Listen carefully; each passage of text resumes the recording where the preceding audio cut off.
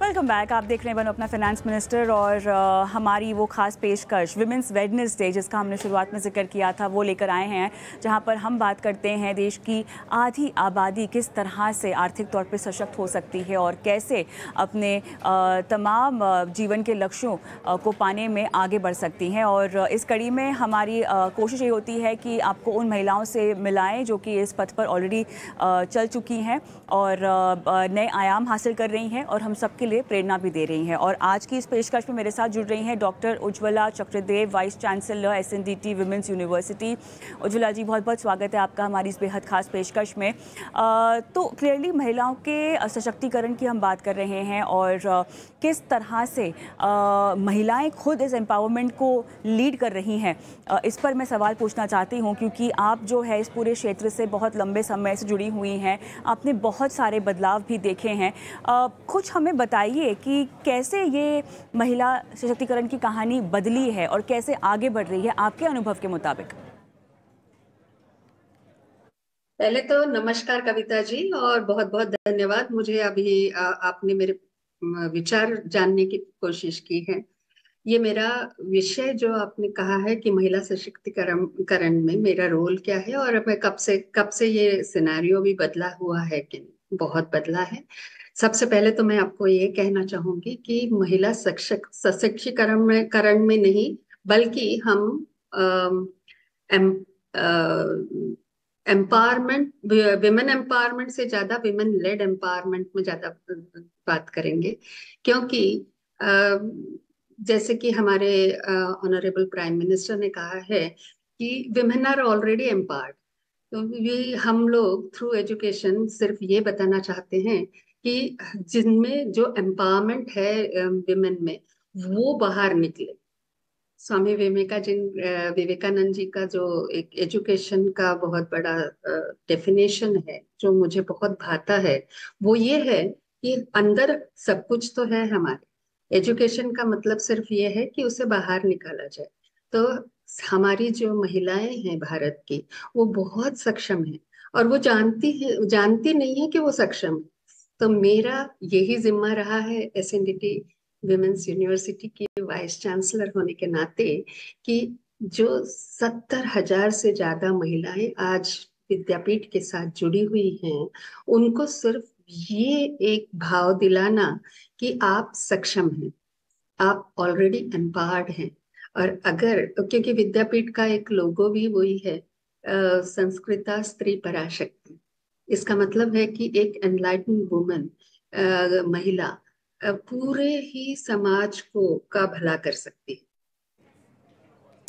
चलिए उज्ज्वला जी, साथ ही अगर हम आर्थिक तौर पर एम्पावरमेंट की बात करें तो उसे आप कैसे देखती हैं? हालांकि ये बहुत ही ज़रूरी एस्पेक्ट हो गया है हम सभी की ज़िंदगियों का, लेकिन महिलाओं की ज़िंदगी की हम बात करें तो ये एक ऐसा फैक्टर है जो कई बार इग्नोर हो जाता है या इस पर बहुत देरी से ध्यान में आता है लोगों को। हमारी पूरी मुहिम ही यही है कि आर्थिक तौर पर महिलाओं को सशक्त बनाया जाए। आपका नज़रिया इस पर बताइएगा कुछ। कमियां तो ये है कि हम देख रहे हैं, मैं अभी मुंबई में बैठी, विद्यापीठ के जो कैंपस हैं, जो शुरुआत हुई थी वो पूना से हुई थी। महर्षि कर्वे जी ने शुरुआत की थी, 108 साल पहले शुरुआत की थी।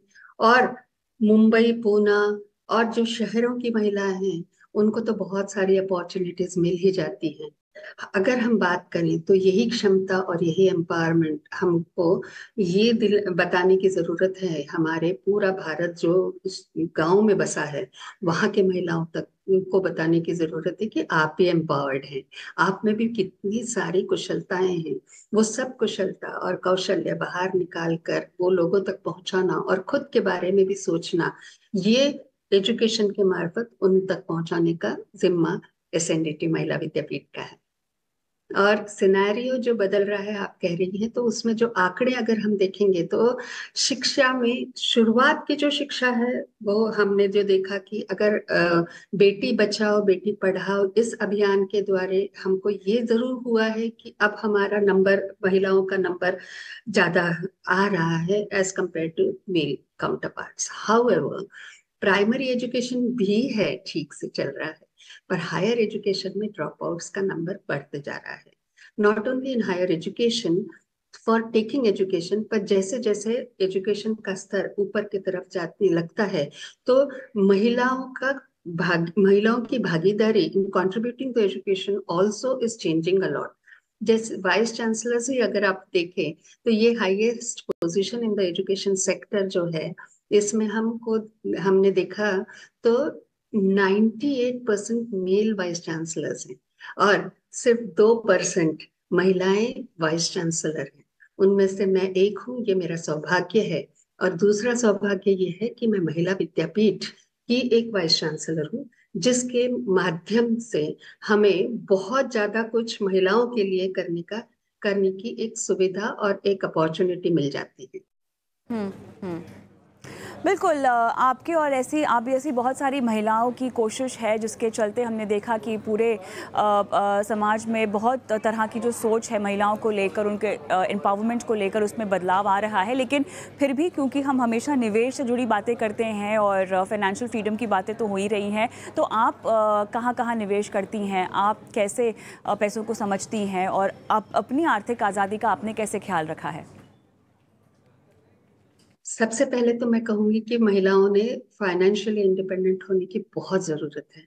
वो इसलिए जरूरत है कि अगर पैसा हाथ में हो तो हमको हमारे जो एक्शंस लेने हैं, जो विचारों को एक दिशा दिखानी है, तो वो दिशा और वो एक्शंस आसानी से लिए जा सकते हैं। इसलिए विद्यापीठ की स्थापना भी उसी कारण से हुई थी। वो जब स्थापना हुई तो स्किल डेवलपमेंट के कोर्सेज से शुरुआत हुई थी। और ये स्किल क्यों चाहिए, तो तुरंत as soon as you get the education तो आपको नौकरी में जाने की सुविधा मिलेगी, पैसा कमा सकेंगे आप। इसलिए विद्यापीठ अभी भी तक आज भी बहुत सारे स्किल डेवलपमेंट के कोर्सेस रन करती है। और ये कोर्सेज के मार्फत से हम महिलाओं को ये संदेश देना चाहते हैं कि ये शॉर्ट टर्म कोर्सेज हैं और ये कोर्सेज आपको कम टाइम का इन्वेस्टमेंट करके भी आप ये कर सकती हैं और तुरंत अपने लिए पैसे कमा सकती हैं। छोटे छोटे महिला बचत गट जो हैं, जो हमारे विद्यापीठ तक आ नहीं सकते, वहां तक भी विद्यापीठ पहुंचना चाहती है और पहुंचकर उनसे हम जुड़ जाते हैं। और इन्वेस्टमेंट करने के लिए जो भी कोई जरूरत है, वो उसके लिए विद्यापीठ के से छोटे कोर्सेज ऑफ फाइनेंशियल मैनेजमेंट भी रन किए जाते हैं, जिसमें हाल ही में मैंने देखा कि ऑनलाइन जब ये कोर्स हमने रन किया तो 2000 से ज्यादा महिलाएं उसमें जुड़ गई थी। तो पैसा कमाना एक बात है और पैसा का मैनेजमेंट करना ये दूसरी बात है। दोनों के लिए विद्यापीठ में बहुत ज्यादा सपोर्ट एजुकेशन के मार्फत दिया जाता है।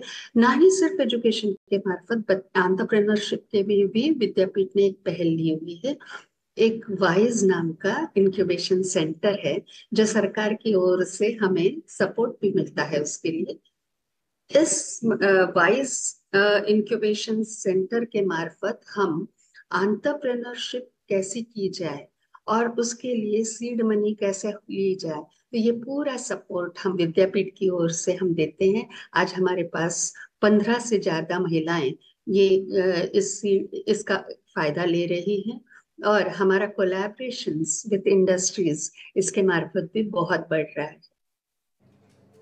चलिए मैम, बहुत अच्छा लगा आपसे बात करके और मेरे पास दरअसल समय आज के लिए इतना ही है शो में। बहुत बहुत धन्यवाद, आपने शिरकत की और प्रेरणा दी हमारे तमाम महिला दर्शकों को आज। धन्यवाद। चलिए इसी के साथ हमें भी रुकना होगा एक छोटे से ब्रेक के लिए, लेकिन ब्रेक के उस पार बात होने वाली है टैक्स की। अगर आप भी बाजार में निवेश करते हैं तो long term capital gains, short term capital gains क्या होता है, एचआरए पर जो टैक्स डिडक्शन मिलता है उसे कैसे कैलकुलेट करना चाहिए, तमाम निवेश विकल्पों में ब्याज दर जो आपको मिलती है कैसे उसका आकलन करें, सब कुछ इस ब्रेक के बाद।